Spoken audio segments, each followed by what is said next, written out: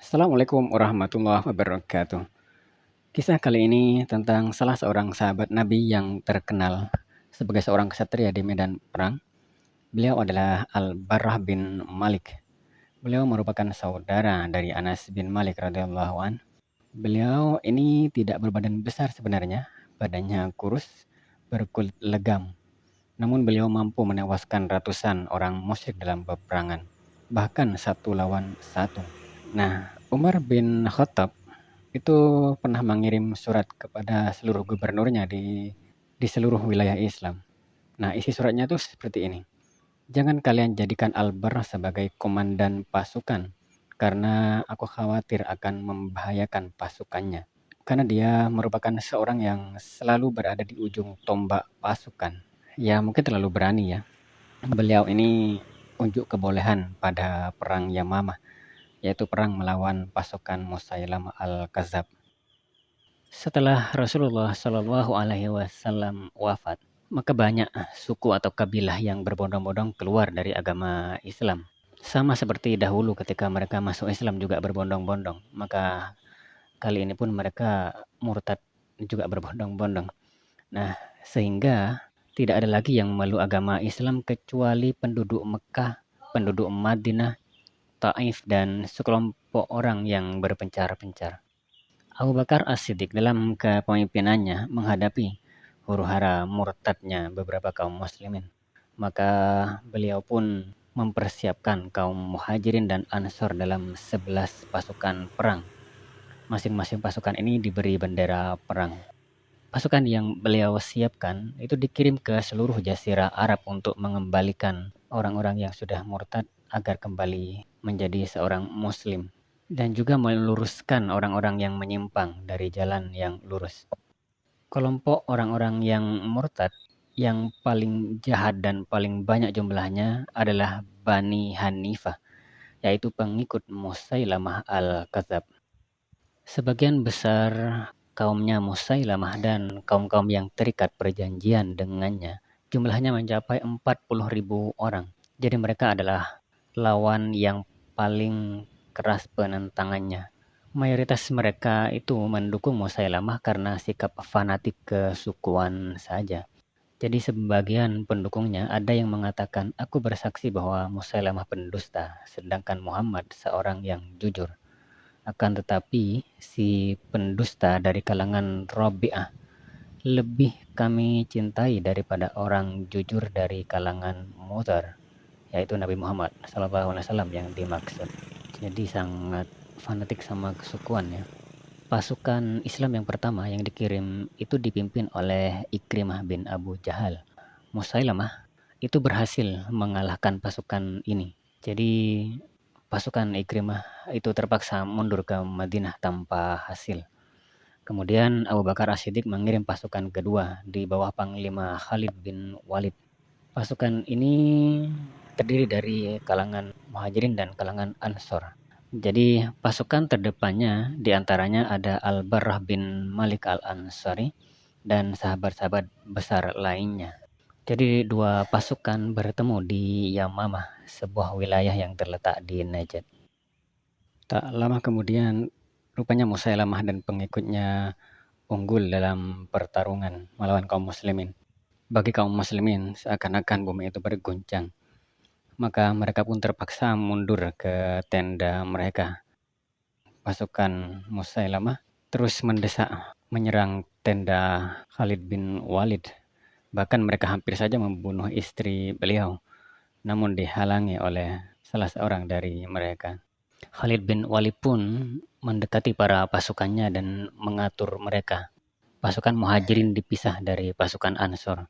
Pasukan dari kabilah Arab yang lain dipisah dari yang lainnya. Setiap keturunan yang sama dijadikan dalam satu regu oleh beliau agar diketahui musibah yang menimpa masing-masing kelompok ini dan dari mana arahnya.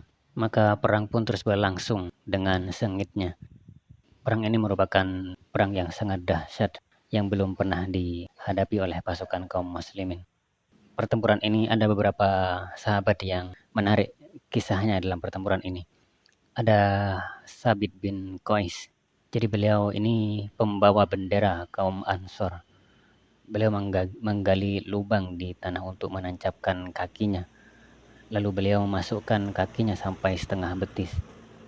Jadi Sabit tetap bertahan di tempatnya untuk mempertahankan bendera tersebut.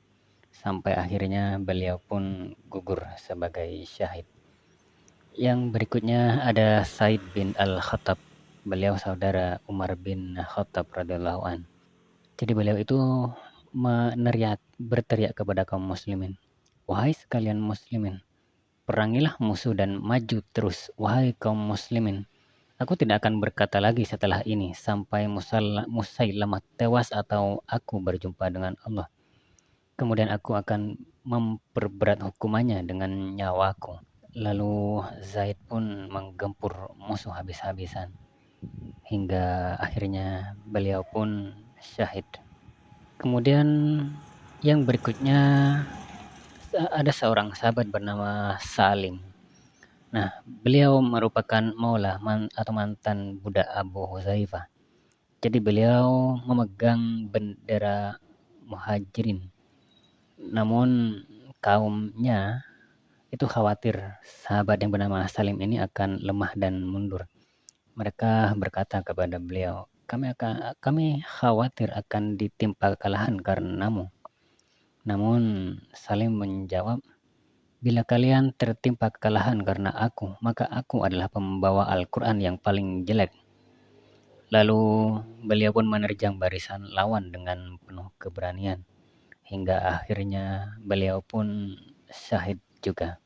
Khalid bin Walid melihat peperangan semakin dahsyat, maka beliau pun menoleh kepada Al-Barrah bin Malik. Beliau berkata kepada Al-Barrah bin Malik, giliranmu wahai pemuda Ansor untuk menghadapi mereka. Maka saat itu juga Al-Barrah berteriak memanggil kaumnya, wahai kaum Ansor, kalian jangan berpikir kembali ke Madinah. Tidak ada lagi Madinah setelah hari ini. Ingatlah Allah, ingatlah surga, seru beliau. Maka setelah berkata demikian, ia pun maju mendesak kaum musyrikin. Diikuti prajurit Ansor. Dengan pedangnya beliau menghabisi musuh-musuh Allah. Melihat prajuritnya berguguran, Musailamah dan kawan-kawannya itu mulai khawatir, mulai gentar. Mereka pun lari tunggang langgang dan berlindung di sebuah benteng yang dalam sejarah itu dikenal dengan nama Kebun Maut. Nah, Kebun Maut ini merupakan benteng terakhir bagi Musailamah dan pasukannya. Jadi pagarnya tinggi dan Musailamah pun mengunci gerbang benteng tersebut rapat-rapat. Nah, dari puncak benteng, mereka ini menghujani kaum muslimin dengan panah. Dalam keadaan yang demikian itu, kaum muslimin sempat kebingungan. Namun ternyata Al-Barrah itu tiba-tiba mendapatkan ide. Maka ia pun berteriak kepada kaumnya, angkat tubuhku dengan galah dan lindungi dengan perisai dari panah-panah musuh. Lalu lemparkan aku ke dalam benteng musuh. Biarkan aku syahid untuk membukakan pintu agar kalian bisa menerobos masuk. Begitu kata beliau. Sungguh luar biasa keberaniannya. Maka dalam sekejap tubuh yang kurus itu dilemparlah oleh sahabat-sahabat yang lainnya. Maka Al-Barrah pun terlempar ke dalam benteng. Nah, Al-Barrah pun turun di tengah mereka dan langsung menyerang pasukan musuh di depan pintu hingga akhirnya beliau ini berhasil membuka pintu. Namun beliau mendapatkan lebih dari 80 luka akibat panah dan sayatan pedang. Namun kaum muslimin bisa menerobos akhirnya masuk ke dalam benteng. Maka banyaklah musuh yang tewas di tangan kaum muslimin. Jadi lebih dari 20.000 orang pasukan Musailamah yang tewas. Termasuk pimpinannya sendiri yaitu Musailamah al-Kadzab. Maka Al-Barrah bin Malik pun dibawa ke tenda untuk diobati. Khalid bin Walid sendiri yang langsung menangani perawatannya selama 1 bulan. Al-Barrah bin Malik al-Ansari ini senantiasa mengharapkan mati syahid. Namun ternyata kali ini tidak akan kaum muslimin menang. Jadi di kebun kematian beliau tidak mendapatkan syahid. Hingga akhirnya sampailah kepada perang penaklukan Tustar yang terletak di negeri Persia. Nah, pasukan Persia itu berlindung pada salah satu benteng besar yang kokoh. Kaum muslimin mengepung mereka. Nah, ketika pengepungan telah berlangsung beberapa saat, kesulitan besar menimpa pasukan Persia.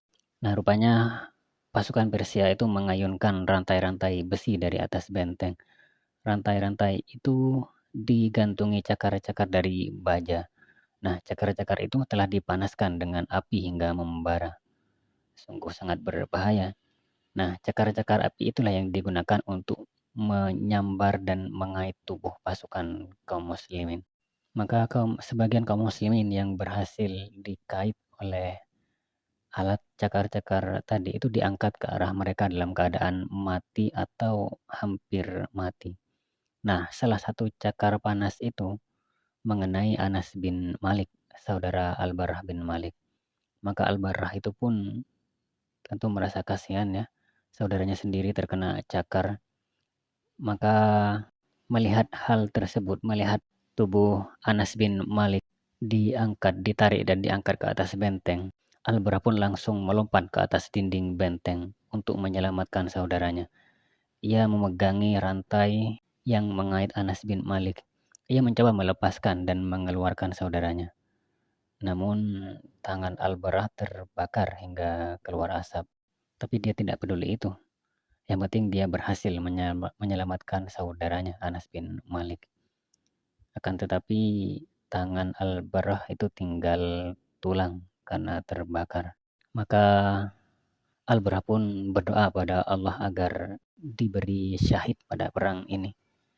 Rupanya Allah mengabulkan doa beliau dan Al-Barrah pun syahid. Sungguh luar biasa pengorbanan beliau. Oke, semoga kisah ini menjadi teladan bagi kita bagaimana kita menegakkan agama Allah. Tidak harus dengan peperangan untuk kali ini, namun semangatnya yang perlu kita tiru. Oke, sekian dari saya. Assalamualaikum warahmatullahi wabarakatuh.